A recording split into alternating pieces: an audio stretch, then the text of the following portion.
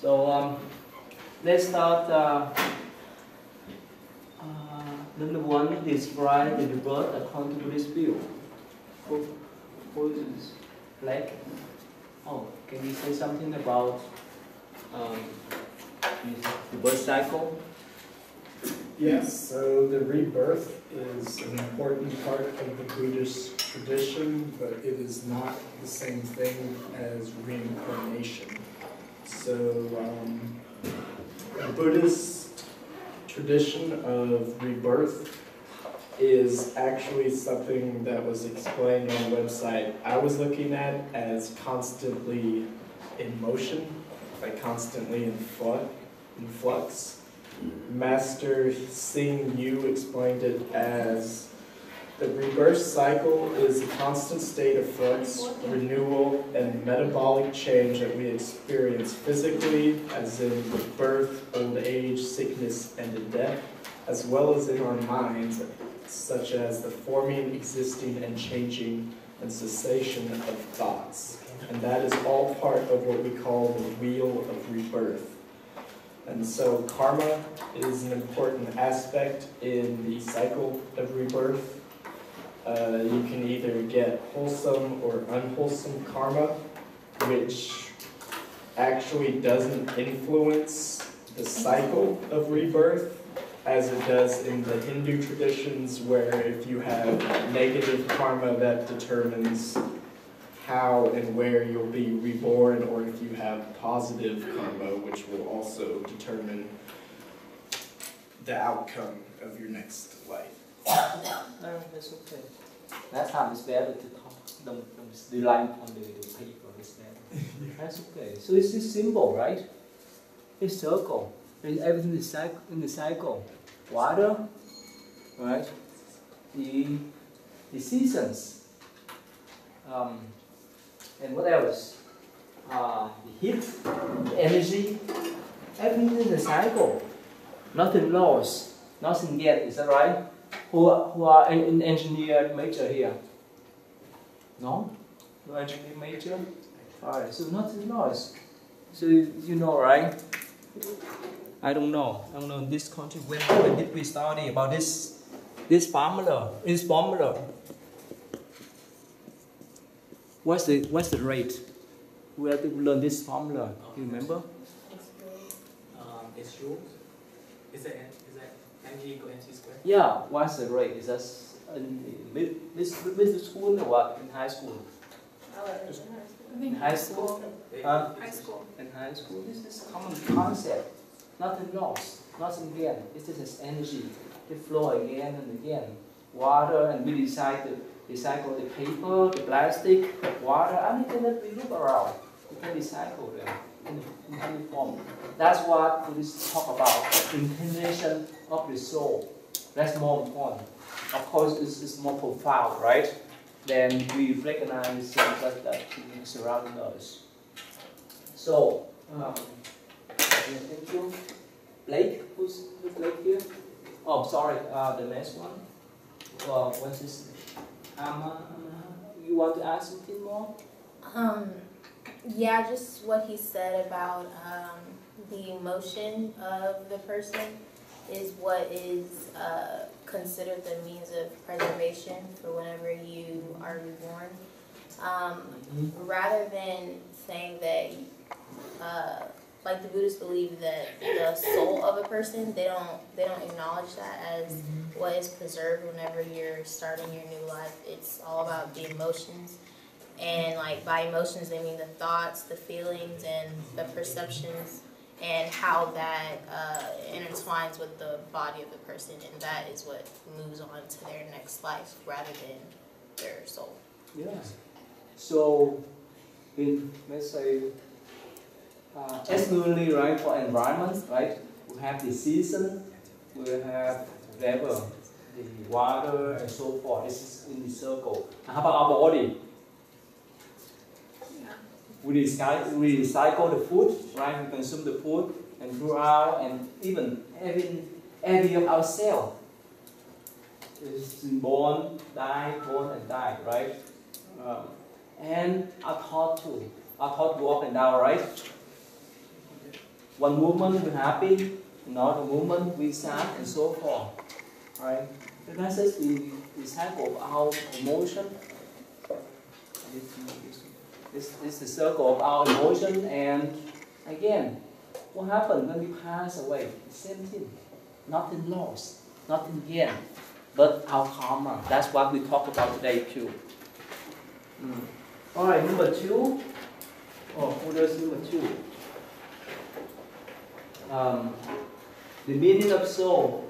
The meaning of soul, according to Buddhist view, what's the difference between Buddhist soul and the other traditions? Well, from what I've read, it said that there really is no concept of the soul. It's more because, like, the soul kind of, when we think of soul, we start thinking about ourselves, and then we start, I guess that leads to, like, greed and pride and, like, conceit and egoism. So, yeah, there is no really concept of the soul. The soul here, can you guys see? In Buddhist notion, we don't call it soul, but a stream of consciousness. And what we talk today. Consciousness, a stream of consciousness. Especially the 12 principle condition, we talk more about that, right? Sarah, here. Okay. So we talk about that. Now, there's no permanent soul in Buddhist view. Because that's different from other traditions, right? Christianity, Muslim, and so forth. There's some notion that if you have a permanent soul, after you pass away, you either united with God in heaven or go down forever. Is that right? So that's what the notion was different. And today we explain briefly about this notion. It's very important concept for today. Let's move on to number 3. Buddha karma is easy. So many people sign up. All right, let's need volunteer. Who like to volunteer? What's your number? My last name's Smith. I'm not sure. What's your number? I'm not sure. 27? Yeah. 27. It's right before you. I didn't memorize the entire thing. Which one is that? 27? Alright, let's move on. Who would like to volunteer to say about Buddhist karma? Yes, sir.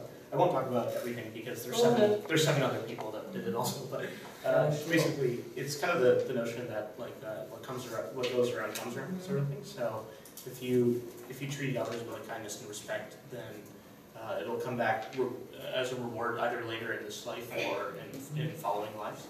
And it's also the idea that in this life, you know, if we're born like high-born or low-born or whatever, it depends on actions in previous lives.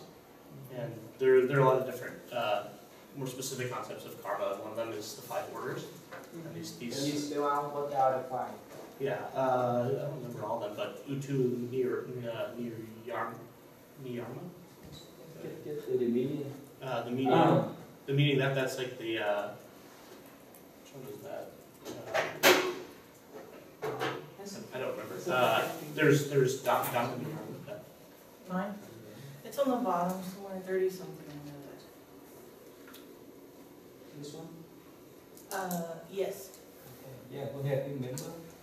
Yeah, Dhamma Niyama was about kind of the physical laws, natural laws, sort of like gravity. It had to do with, there was one of the students of the Buddha, they think that it derived from his life, and he's the one who brings it, natural laws. And there's also a concept of vibhuka, I believe, and that has to do with, that's like kind of the result of their bad karma. So. Okay. Wow. Okay. So I think this is the concept for everyone recognize, right? Whether you understand Buddhism or not. This is universal concept, right? But in Buddhist traditions, especially in the East, this kind of karma notion It's so ingrained in our culture. How about in the Pope? Is this the same thing too? How about the other culture? Is ingrained in your culture about karma, this kind of karma concept? What you saw, what you read, right?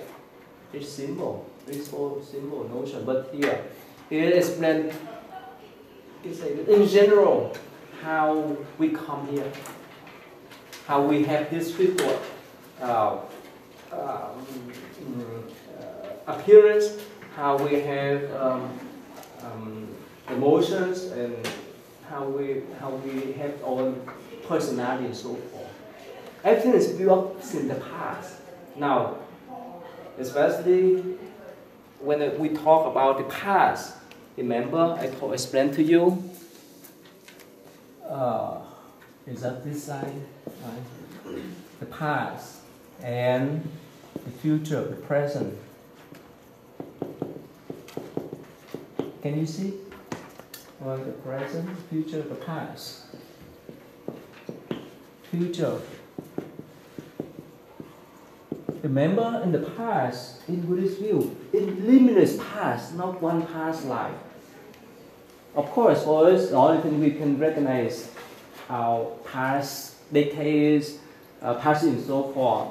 But in Buddhist view, is when we talk about the past, we talk about the limitless past and of course the future too. And here we here. So that's why. Why some men are handsome but poor, and so forth and so forth. And sometimes people blame on the karma too. Oh, because it's my karma, I take it. Is it true? What do you think? I read that you can inherit karma. Same something too? Yeah, this is a combination. Not one. You inherit from your parents some personality, some characteristics. Let's say if you were born in the families, let's say wealthy family, you act differently from other children. If your parents are doctor, it's quite different from your parents whose parents are engineer. Is that right? Or a teacher or professor. Is that right? You inherit something. You were influenced by your parents. It's something. Physically, mentally, even spiritually too. Of course, sometimes you may go against their ways, but still, you inherit something.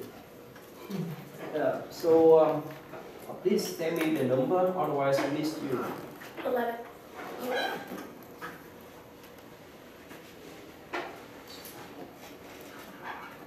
Okay, anyone? Yes. Yeah. 3.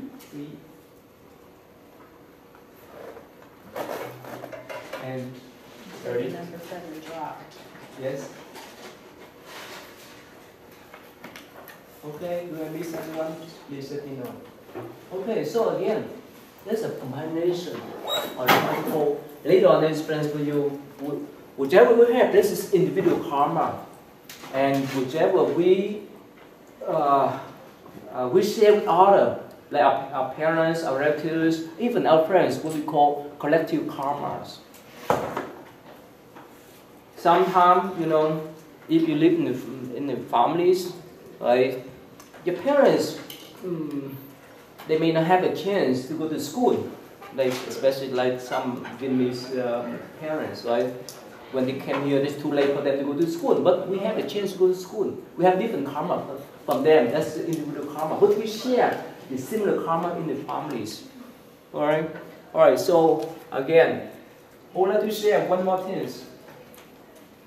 Some of you love this one, so can we need volunteer? Yes.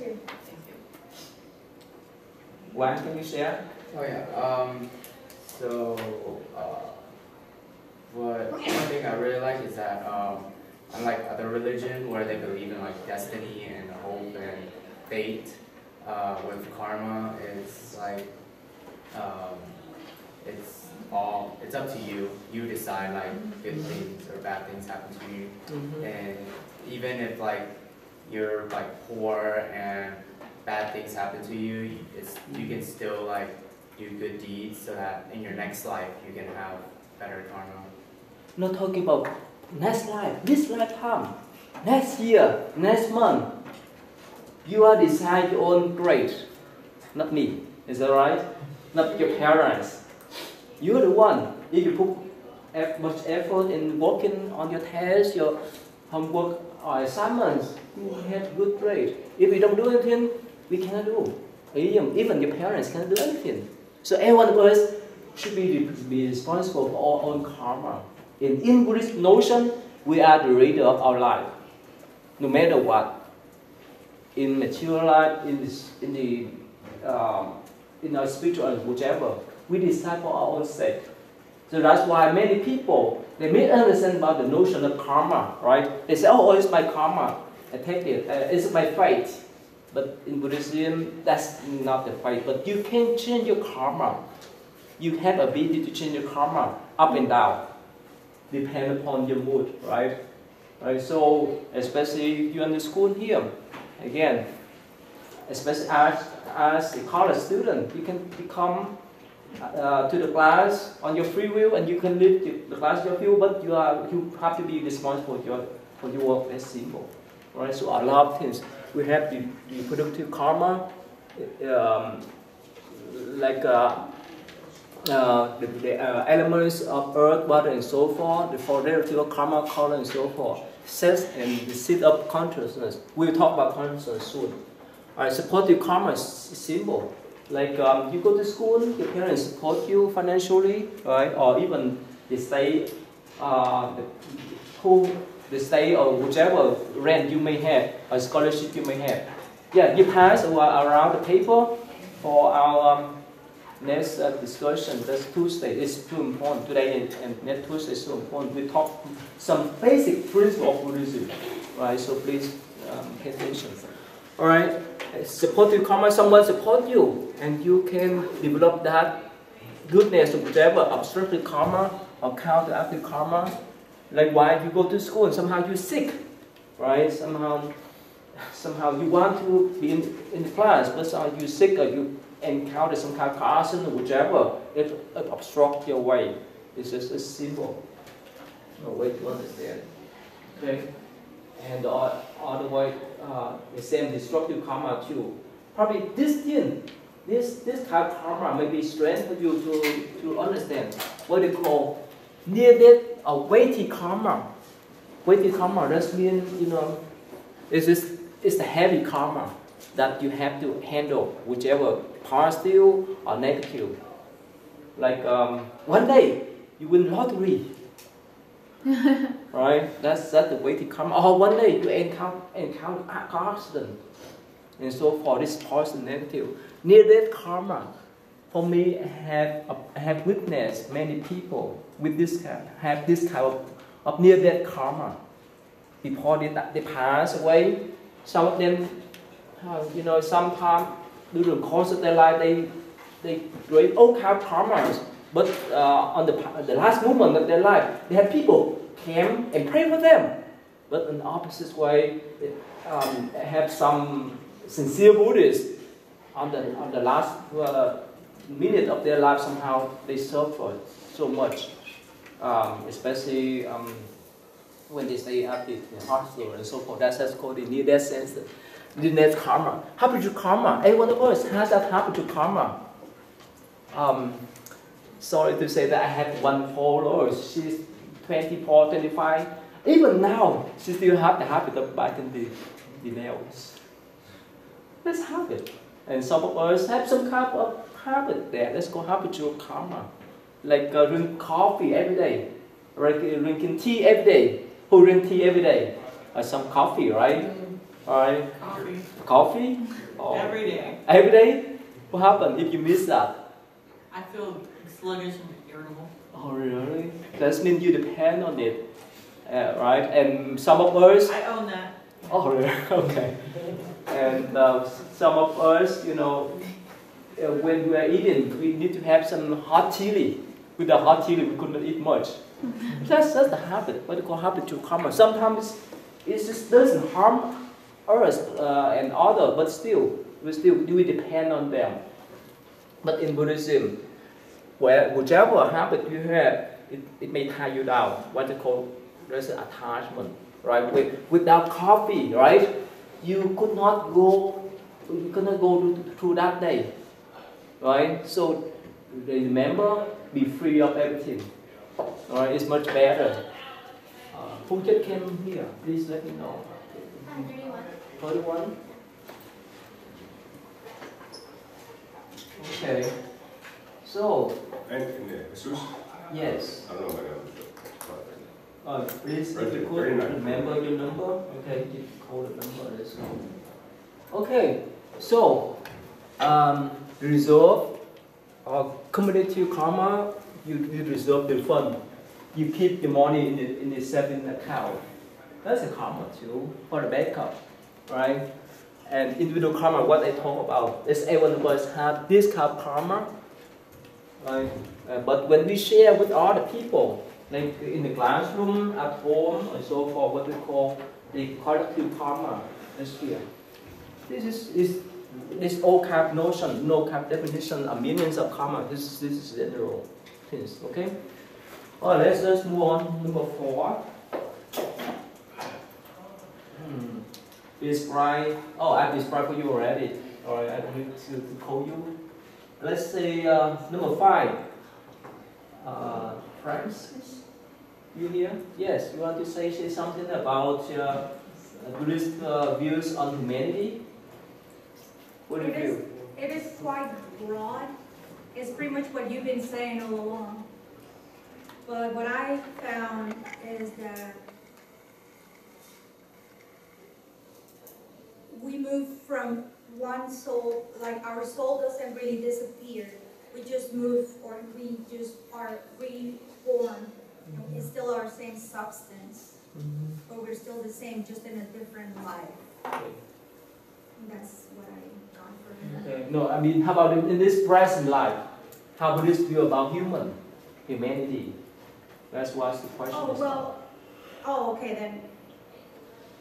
Buddha believed that every single human being, or in fact all beings, are like Buddha, or that we're all capable of doing good in the right circumstances. We have to be there in order for us to come across doing good. Yeah. Yeah, go ahead. No? Oh, yeah. Okay, that's all? Yeah. Alright, how about Ethan, is it right? Who you here? Are you here? No. Alright, what else? Who would like to talk about? Okay, Buddha nature. Here is the most important thing here. The Buddha said that every one of us, or every sentient being, has Buddha nature, wisdom nature. Let's go with you forever. And it's different notion from other tradition, right? When you were born, somehow you sin, right? You sin and so forth. In the Buddhist way, the Buddhist view is opposite way. That when you're born, or whichever place you go, you still have that Buddha nature, wisdom nature, compassionate nature. You understand that? This is still there. We don't know how to develop. Remember, like Ashoka, right? The first few years, he's the evil king, evil emperors. But later on, he become a righteous king, emperors. So good or bad depend upon what? The state of mind, not the person. That's why somehow we're so attached to some notion that, when some of our friends make mistake, and a few years later, we still blame on that person. Oh no, he or she's bad. Bad people we want to associate with. But we don't remember, we don't know. Or recognize, we ask people, especially our mind, our mentality, are changing movement by movement, from good, bad, and so forth. So that's what we can have notion on humanity. We have that good nature. Everyone can become Buddha. That's what his message is for our human. And he said that to be a human is so precious that I don't know whether, especially if you are Buddhist, whether you understand that the notion that is apply totals on underneath of the ocean. 100 years, it float up to the surface and somehow find the boat within 100 years. You understand that analogy? You know, it's like applied total. You know the totals? Yeah. The totals. And it stay underneath, at the bottom of ocean. And within 100 years, it flow up. It flow up to the surface of the oceans, and could see, could meet with a boat or some floating object that it could hold on. You understand that notion? That's analogy. So there is human life. The Buddha said that human life is so precious that you need to cherish, especially for many young people. If somehow they encounter some kind of difficulties, they want to terminate this, right? Or they want to harm it, or they don't care much about life. It's just so sad. But Buddha said that it's so important, it's so precious that we have this human body. Why? Because only this life, only this human body or human life, we could advance further in spiritual life, in material, whichever. We have more ability than animals. Look at your pet, dog and cat, right? They cannot go to school, right? And even in Buddhist view, if you were born in heaven, you enjoy life too much, you forget the suffering. So when you deplete all your blessings, you come down again. And that's why human life is so important in Buddhist view.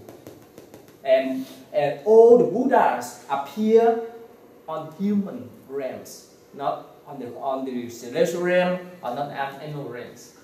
We will explain to you. But that's why human realm is so important. All right, move on. Now here, you here? Mitchell. Yeah, can you explain please? I don't know if I answered this Yes, right, okay. Go ahead. but was it like the 6 rooms of, not like stages of a person? Well, Okay. not a person, but I guess not soul, spirit. Like once you're born into the human form, and if you don't reach Nirvana, Okay. Nirvana, then you will be reborn again and again, over and again. And these are the stages that you go through. Like the first one, you can actually be born straight into this if you inherit, I guess. Okay. Good karma. And then the second one was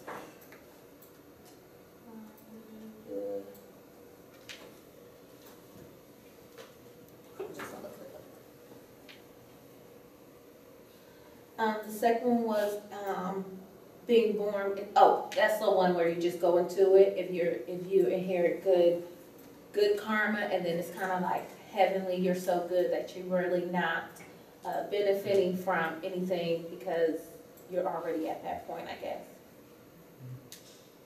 And then the third one was supernormal power, and it's because I guess you were angry during your lifetime on Earth, and then it just continues. But I had a question that, so if these are the stages that you go through, like how do you ever get, like the 5th stage is hell. So if you just were completely an evil person, then how do you get reborn? How do you get out those phases? Or once you are in those stages, or you just stuck there, like you're in hell for life? You understand her question? So what do you think? If it's You stuck there forever in hell? No. Why? Why not? Because I read somewhere that it says that once your karma is like, when the debt is paid, you're reborn into another. Again, nothing lasts forever. Even when you go up to the heaven, you live for million or trillion years. One day you come down. When you finish up all your good karma, nothing lasts forever. Nothing is permanent, Okay. right? Oh, he's being healed, but it's not. Yeah. So this is not. This in Buddhism. There's no eternal heaven. There's no eternal hell. When you go down there, yes, here. Can you say see this? This one is speak out all the Buddhist cosmology. Probably this is the first time you guys see this one, right? Let's move on to other thing that I will sum up later on. Okay, for the other like the hell, what do you call the hunger goals and so forth. Okay, let me sum up and come back. All right, let's number 7. Rian, you want to say something about animals? What's the Buddhist view about animals? Yeah. So basically, we're taught that all creatures on Earth are born with certain like natural rights, and that we're no like different from any creature. Like we're all equal, and we're not better and stuff like that. And so, for example, the Buddha once came across someone who was making a animal sacrifice, and he offered to have the man instead sacrifice himself because he thought that, you know, if the gods would be happy with this animal's like sacrifice, then they should be happy with, you know, him. And so basically we should kind of go out of our way to make sure not to cause any kind of destruction, which we call it cause a disturbance.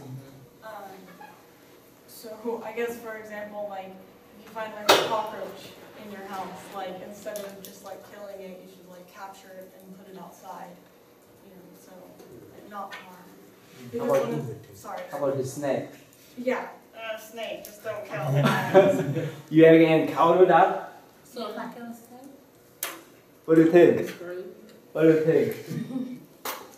The snake or scorpion or whichever poison animal come to your house or to your garden or yeah, what should you do then? Pray. Pray? Can you pray with that? Animals? Yes. If someone like picked it up and moved it further away, it would just come back anyway, right? No, you can move to a forest wherever. Yeah, but then what if it crawls back? Then move it again. That's tiring at that point. That's tiring.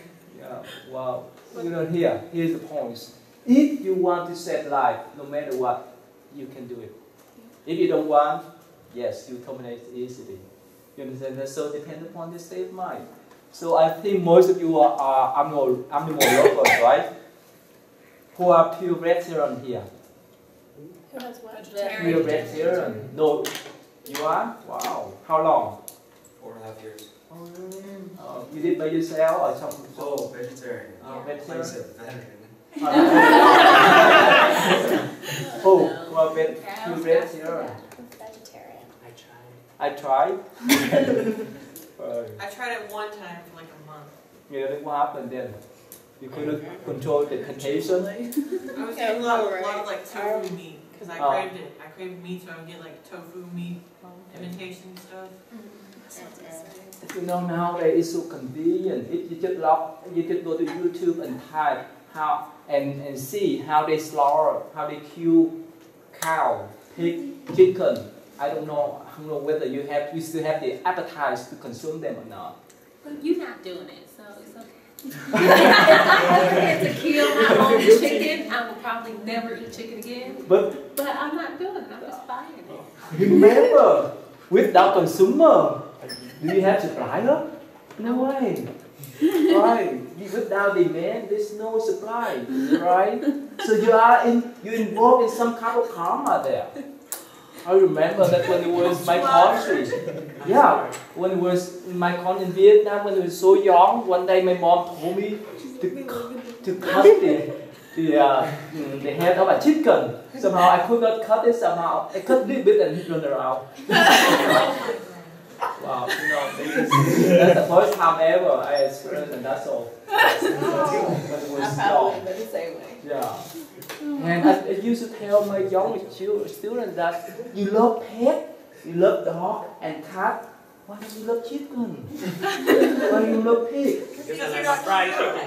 I like my KFC. See, that's the point, like you say, right? If you kill directly, you will not dare to consume, right? But someone kill for you, but they must kill it. Is that right?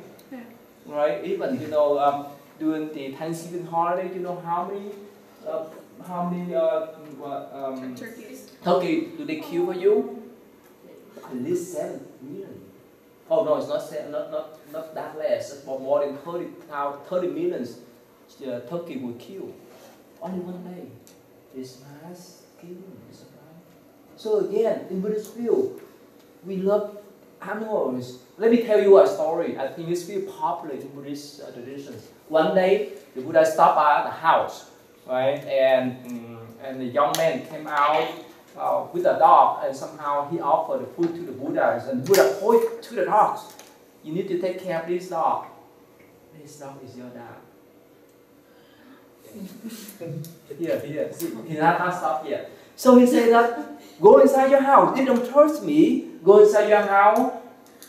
The place that this dog used to sleep, down there, this is a box of gold. That before your dad passed away, he built it out there.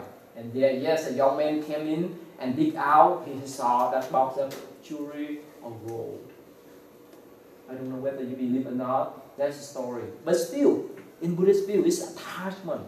When you attach something, you go back. You find any place, any physical appearance, like dog or whichever body you want to stay there. With that attachment. So that's why in Buddhist view, it's better not to kill. Who knows, right? They may be your parents, grandparents, relatives, and so forth. So it's up to you whether you believe or not, but in this our view, so that we stay away from consuming them. That's why, yes? I'm still having a detachment between the idea of, I guess, rebirths or reincarnation into different lifetimes and the concept of not having a soul or an Atman. I don't understand. There's like a huge That's the last one. disconnect. That's the last part. I'm talking about consciousness. You may know. You may understand. It's very important. The last one, the 12 clinical conditions. You know why, right? We will be patient. Anyway, so that's why you know, especially for the Buddhist people, right? When you go to the temple and if you see monks and nuns consuming meat, this is like a crime too. Is that right? But that's why for our Mahayana tradition, we don't consume even at my temple, even the eggs too. Yeah. You don't kill mosquitoes? You don't kill mosquitoes? We try not. We try not. Yeah. That's what we believe in. We practice too. And even when we deal with the poison, right? The poison animals, we need to somehow catch them and release, not to kill. Actually, for me, when it was in California, I stay in the. You can say that in the farm we have about more than 1,000 acres of farms, and it's just nearby a forest. At night, you heard some kind of strange voice. You could not like to stay there by yourself. But in the summer, all kind rattlesnake, 6-7 feet long, and their body is like this, like your arms, and they run around. And somehow I caught more than 10 of them, and they released back to the mountain. I used the broom, and the not my hand, nobody can touch my hand. They find me. So I use the broom, right, and with the the bucket of garbage bucket, get light out and stick them in. And so I used the lid to cover and brought them back to the mountain. Yes. How do you know it wasn't just the same one that kept coming back? What's that? How do you know it's not the same one? I don't know. That it could have just kept coming back. He just wants to be I friends. I wrote them back far back to the mountain and released them there. But what if the same one? It was just the same one that kept coming back. If they come back, I just bring them back and bring them out. That's okay. So again, this is concept that if we cherish our life as human, we need to cherish them in our lives. Especially like I told you, who have pet here? Most of you, right? You love pet. Please love chicken. It's fair, right? If you love animals, right? Okay, we move on then. Okay, now let's say the ghost here. Who is afraid of ghosts? You? Or how come? You seen that before? You seen some kind of ghost before? Kind of. Kind of? Yeah. Really? You seen that? How? A friend of mine that lives in Montana lives in a very old house. And it's been around since, I guess, the early 1800s. Really? And one night I was there by myself painting before she was moving around some furniture. And I look over and there was a man standing there. It scare you? No, not really, just because I didn't feel like it was harmful. And I've always believed in, I guess, spirits that are around. Who could feel that some spirits, some ghosts follow you? Or yeah, you did? You do? How? Can you want to share? Yeah, well, a couple years back, when I think I was like 14, I was with my brother home alone, and my house has an alarm system that says like front door open, back door open and everything. And we were in our room and we heard the front door open and we thought it was my mom, so we're like, oh, it's fake that we're asleep. And we started hearing like men talking, and so we got really scared, and that's when I shut down like the whole house, like to lock up the whole house, and like the doorknobs were moving because I locked my door, and it was just really scary because we thought it was a man inside, but we ended up calling the cops and everything. They checked, there was no one inside, they left.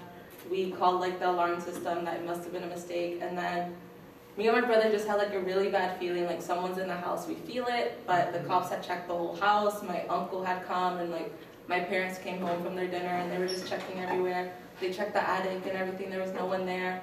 And then it wasn't until like 4 o'clock in the morning that we heard again, front door open, and like we heard like the steps leaving, and I mean, we don't live there anymore, but when we lived there, like we definitely felt like there was something watching us. It's Oh, I know that feeling. It's scary? Every time when I wash my face in the shower, I feel like somebody's Okay, yes? My grandfather had passed away in the middle of November, and he was cremated, and we had his ashes in a box, and we kept him in our house for like a week. And we felt like this heavy energy like in the house, and we were really irritable and fighting a lot. And then we mailed him to a relative, and then it's like all this pressure was lifted off of us, and we all noticed it. So we think that there was like some kind of energy connected to his ashes. Wow. Anyone else had that feeling? Yes. Ever since I was growing up, I've lived in the same house my whole life, and I've always felt like there was something on like the side of the house that I like sleep on. And so my dad was previously married. This was before like I was born or with like my mom and stuff, but his ex-wife would see a little boy like walk around the house sometimes, and she would tell him that, and he wouldn't believe her. And so like years later he gets a divorce. My mom and his ex-wife have never met. My dad's never told this story, and she saw the same little boy walking around the house, and he kind of like stays by my room. Yeah. Yes? Like, for me, it's not like I've seen, like, a person, I don't know what it is. Like, a couple of years back, like, in my house, I was maybe, like, 10. I had I think it was a dream, because it was really late. But I woke up, and, like, I saw a dark figure standing by my bed that came out of the closet, which sounds weird, But I always close my closet because my dog can't get his nails and he messes up. And so when I woke up, the door was like a little open, and that was years ago. And then maybe 2 weeks ago, like I always see a dark figure, and it wakes me up. And like when I wake up, I kind of see it.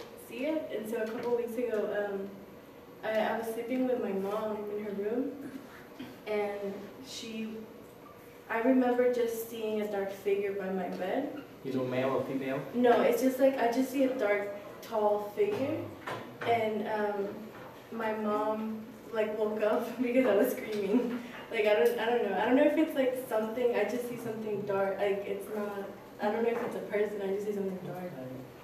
Well, I think most of you encounter, right? Most, alright? How about the gentlemen you encounter, or just more than for ladies? What do you think? So you say that you met one before? For me? Yeah? Yeah. It was at I went to my my dad's workplace, and they had like a warehouse like all the way in the back. And back then I think it was a storage room or something. I don't know. It was like a warehouse still, but they had like a white wedding dress. And then I was back there getting something for my dad's and his boss. So then when I felt something like it was cold. It suddenly got really cold, and I turned around and just saw like something white passing by, and yeah, and then, scary. Yeah, and they just dipped. In general, if you feel that energy, or if you see that type of figure, is scary. What do you think? It's scary? I think it's more how you look at it. Like, I don't find it scary because I believe in demons and spirits. Okay. Not like ghosts, but there's good spirits and bad demons.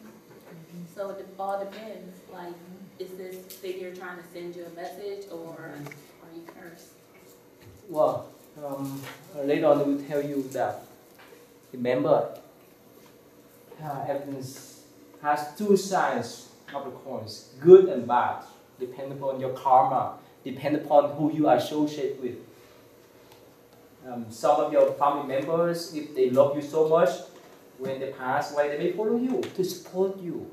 But if you raise some kind of bad karma, a conflict with someone else, they cast you too. So that's both ways. It's go both ways. Right? So again, in Buddhist view, about the wars, and so we have many, right? But still, let me finish only so that I want to focus on the last question, the pilgrim condition and so on. That nothing to be afraid of. You see, they like us. Like I used to tell American followers that if you're afraid of them, if you're afraid of wars, and when you pass away, who are afraid of you? Is that right? We will not live forever. Is that right? One day we have to, whatever you call soul or consciousness, or we call the intimate beings, or the Tibetan term is what you call battle. Battle. We will talk about that when we come across to that more. That's the state of what we call intermediate beings between the life after we pass away and before the new life, what we call the battle. And again, that's normal positive life. Right? So it's nothing to be afraid of. But again, it's some kind of happy goals or some kind of what we call the hungry goals. You guys heard about that, right? Right? And this is like human. We have some wealthy people and poor people. So this is normal. I have all kind of people. So there's the God, the animals, the celestial beings. That's all kind of them. All kind of things. How about the next one, the hell? Tiffany, you want to say something about the hell? Hell is, it's not an eternal place, so Okay. you don't go there forever. Okay. Hell can exist on life as well, so anyone that suffers, like you're experiencing pain or grievance, you're suffering. Therefore, you're in a temporary state of hell. So how many kind of hells in Buddhist view? 11. Not 11. 8. 8. In general, 8 hot and 8 cold. Yeah, and Steve, you want to say something about the hell? Have you read that? Pretty much said everything I was gonna say. Okay. It's scary when you go down there? Yeah, it's not for me. So don't go down there, right? Okay. Alright. Pierre, you want to say something about the hell? Basically just, the way that you get into hell is basically you have bad karma, which means, if you do... What kind of bad karma that led you down there? Like if you do bad things. How? Lie, steal, commit adultery. Those are like the three main things that'll get you like a one-way ticket to hell. Oh, okay. Yeah. So is it kind of like if you, let's say you're a hunter and you kill raccoons or something for fun, when you reincarnate to the raccoon and suffer the same way they did. That's what my grandma told me. Okay, we'll talk about that. Anyone else? In Buddhist view, the serious karma that led you down there, the karma that you kill your parents. That's serious one. You kill your mom, your dad, is more serious. That's led you down there. And of course, you know that our parents love us, right? They kept us since we was unborn up to now, right? And in return, we have to support them or pay pay back the kindness. But in return, if we harm them, you see, that's the Buddhist view. Now, of course, the other traditions view is quite different. But in Buddhist view, if you harm or kill your parents, it's the most serious one. And there's one story. Remember about the king, the young king who teamed up with Devadatta? Remember that? Remember Devadatta? He led the drunk wild elephants to crush the Buddha. Remember that story? So that young king, he killed his dad to take over the kingdom. Remember the throne. And later on he read and repent his karma. So Buddha said that if he did not kill his father, he would achieve some kind of ownership or enter the ownership. But because of that karma, he could not. That's why in Buddhist view, when you harm or kill your parents, it's so serious. That leads you down there. And all the things, killing animals. Let's say you mentioned, right? Like Tiffany, right? You can mention that. Let's say, how about the hunter? If they enjoy, who used to hunt here? Especially the gentlemen.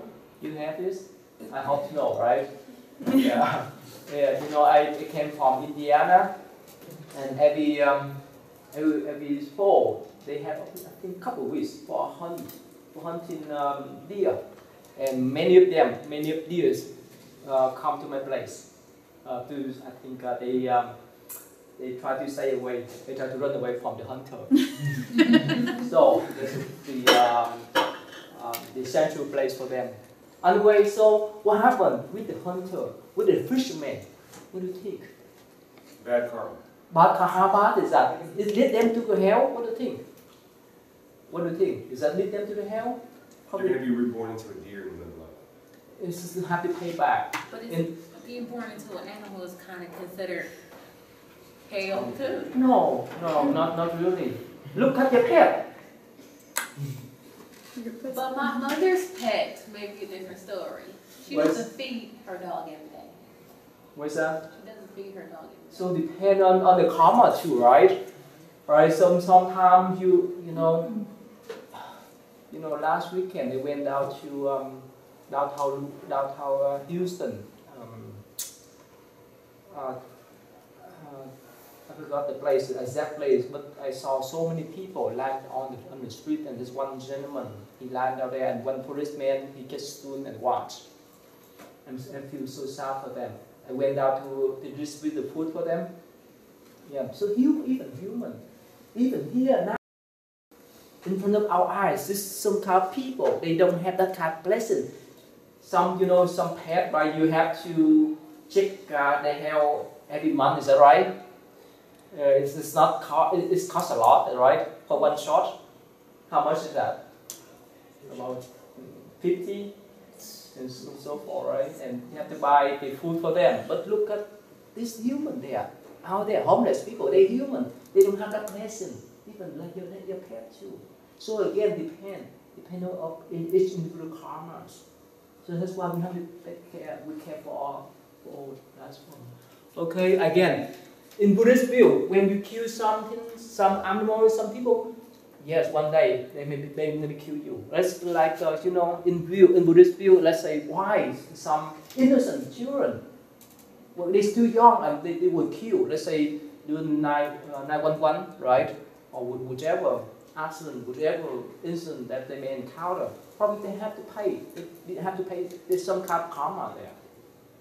It's invisible and we could not see. But we can count from the time that we recognize, the time that we mature up to now. But still, remember in this view, yeah, if you go down here, if you kill your own parents, yes. What's the difference between the levels? Of hell? Like why are there 8 levels of hot? Oh, this depends on the karma too. It's like who been visiting prison here before? The federal estate or the county? Remember? It was in Huntsville. Right, Huntsville? The one in Huntsville. Oh, that's the state, the federal, right? I think it's federal. Yeah, it's very serious, right? Yeah. If they commit what they call the serious crime, right? They lock them up there. Yeah. It's different level too. Different levels, different person in this lifetime. Not talking about the hell. So that's why this depends upon the karma. We cannot classify much. Okay. All right. Now, how about this one? Easy. Yeah. How? Yeah. Which factor that lead you there? Oh, just the To be born in karma. Supreme. Just karma, I guess. And they're saying like the main root of like bad karma is like ignorance, because ignorance leads to attachment. So that's just what gets you into the 6 realms, depending on your karma. Yeah. Okay. Thank you. Now here, this one particular sutra, would they say that when someone pass away, they go to sleep, of course without medicine, okay? That's the indication that they come back as human again. If someone passes away peacefully in a natural way, that's an indication they come back as human. But if they struggle because of the pain of the physical body or whichever, that's not good indication. That's not good sign. If you can say that, and have witnessed many cases like that. And what happens if someone commits suicide? What do you think? Ultimate. Commit suicide. You're going straight to hell? No, not to hell. No. Remember, in Buddhist view, unless you kill your parents, you may go down there. So you kill you, but you can't kill your parents? Not really. In Buddhist view, it's not to lead them. It won't lead you go down there. But it's just you go some state of but low realm, but not out there, right? But again, yes. So what about? Because I watched like a movie once, and then I've also watched the documentary of some Buddhist monks setting themselves on fire. Oh, okay. All right, that's a different story. There's just one particular Vietnamese Buddhist monk during the Vietnam War, right? In the back 60, he burned himself. Yes, it's an act of commit suicide, but it's different mentality. He burned himself not because he didn't want to live.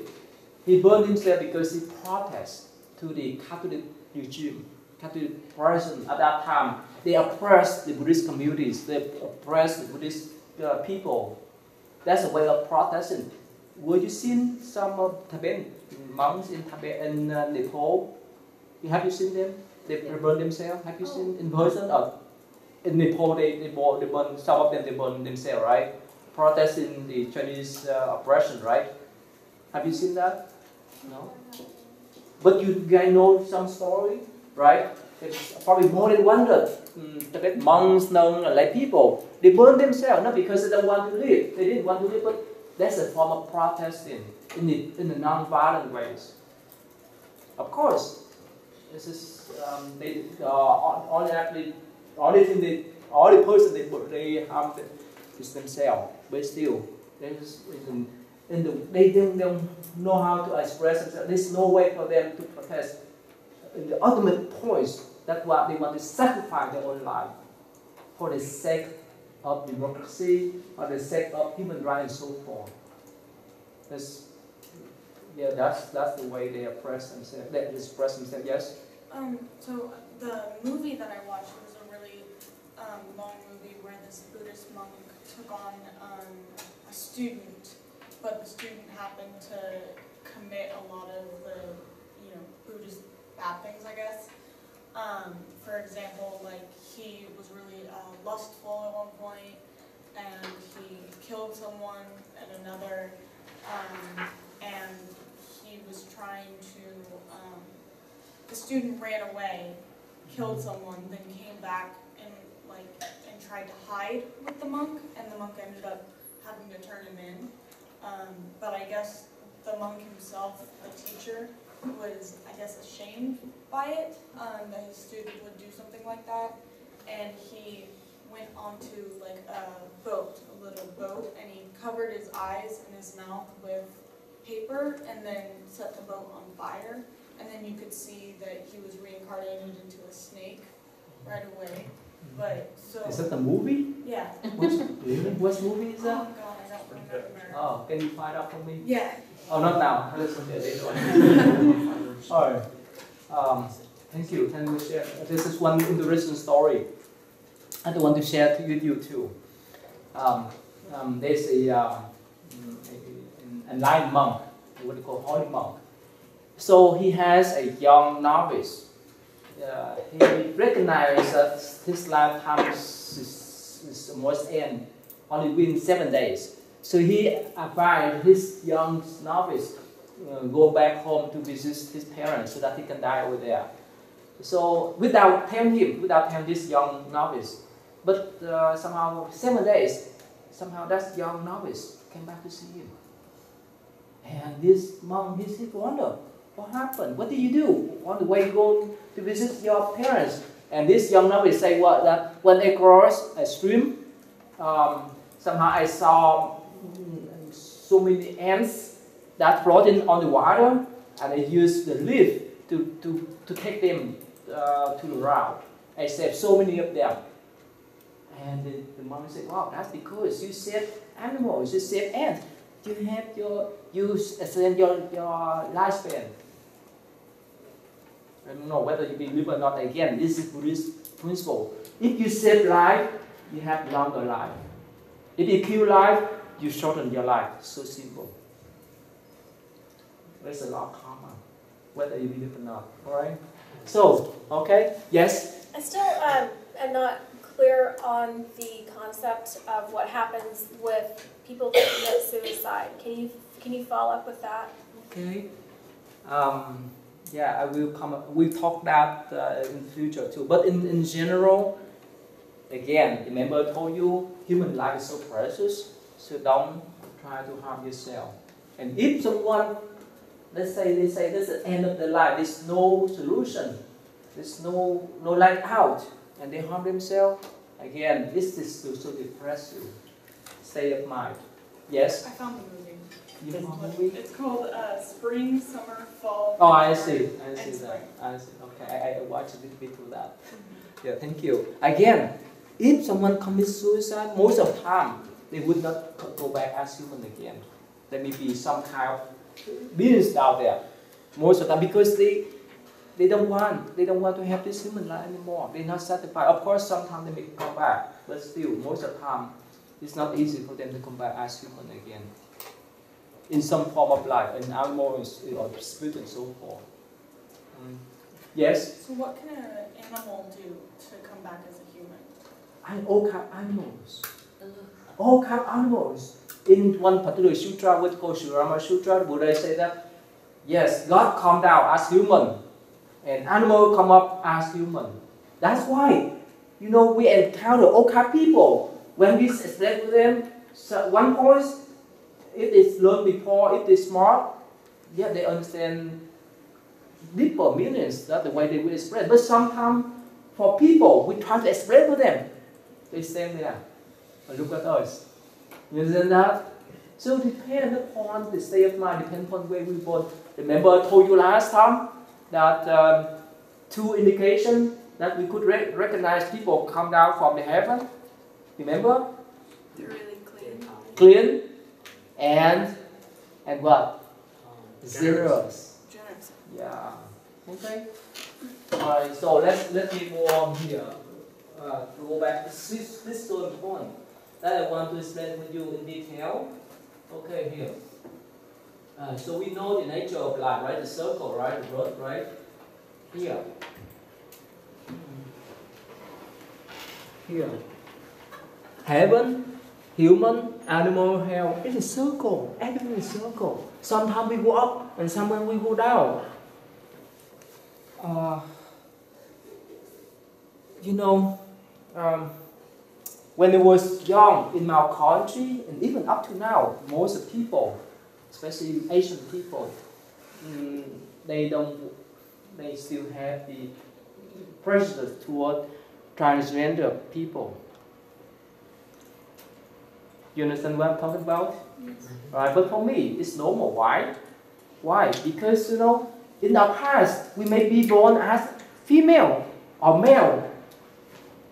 And we may have loved someone else, and now we come back to see them again. This is normal. It's normal process in life. Even in the human realms. You understand that? Not talking about when we're born, when we somehow commit some crimes, some heavy karma, we go down. You may go down here, or Holy Wars and so forth, and we may come up there. You know, it's life. Sometimes we're rich, sometimes we're poor, right? Sometimes we have good mood, sometimes we have bad mood. So this is so fluctuation, right? But that's the circle of life is the fall. Okay, now here you see this. This is circle there. It starts with ignorance. I will show you this. Again, this is what you call the. Let me go back here. The hot hell. This is hell. This is what they call one scenario in Buddhist view about. This is Buddhist cosmology. It's quite different from all the traditions. Down here, yes, the hell again. I hope that you don't go down here, right? And this is the human family is living there. And maybe again, in Buddhist view, it's not only one type of human. There's all type of human down there that we have not met. Hopefully, in our lifetimes, right? Right, we would find some aliens, right, from UFO, whichever, right, to recognize some type of human, some form of human there. And this is what we call six heavenly realms. That's what we call here the desire realm. And up there, what we call the sensual realm, and up there is the non-sensual realms. And let me show you that how long they live. All right, so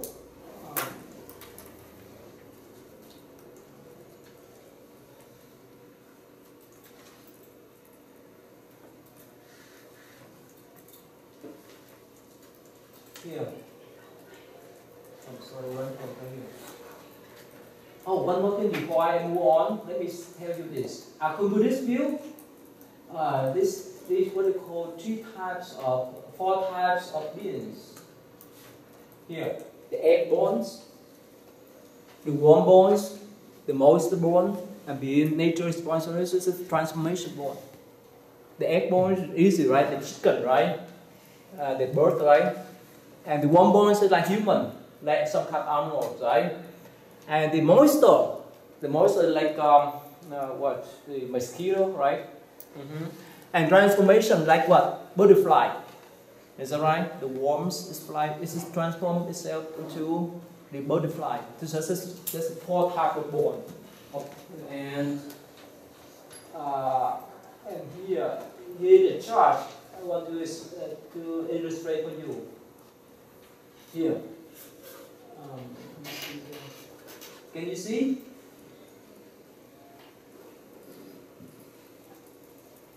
Okay, this is okay. Ubu state that mean the hell animal kingdom depend upon the karma, right? Sometimes let's say the elephants, alligators may have a longer lifespan than us, right? The Peter, or what they call the herbivores or sugar depend on the karma too. Now here is the concept or the what they call the Buddhist cosmology that human dream, of course, depend in this lifetime. What's our lifespan? What's our average lifespan? 80, 90, right? But here, the realm of Hawkins, they live to 9 million years, and go up there. And they will in what they call the sensual spirit or desire realm that I just showed you. 9 millions, 30 millions, and you see, and 9 billion, and up to the top there, the billion or trillion years that they could live there. Here, you see that? You see the number there? 84,000 times 320 billion years. So some type of celestial beings, they have that long life, trillion years. And of course, for us, we have only 80 or 90s. And look at mosquito, look at the fly. And in Buddhist view, when we compare our life with the mosquito and fly, so do the celestial beings. They compare our life. Their life with us is like mosquito or fly. You understand that? This is not longer then. Right, so do we have enough time to talk more about this again? The question? Yes. Yes, you please. can pass out the questions for next. Oh, yeah. Oh, yeah, the question? There's a timer on there. No, the question that passed away, passed around. You have the question, Victor? You who have not filled in the paper, please go do so, okay?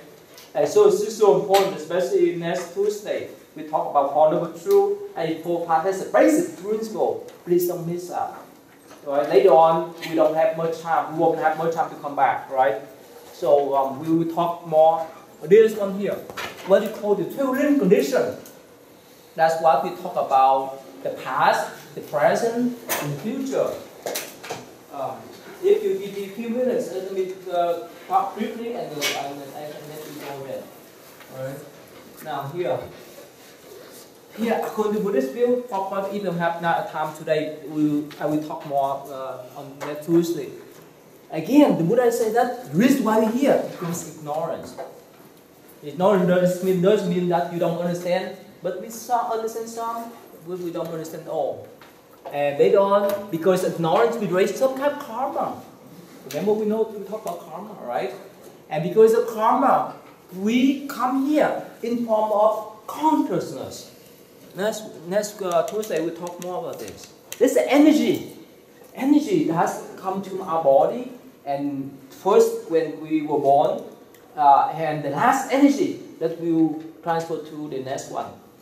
And the body, that of course we have the body.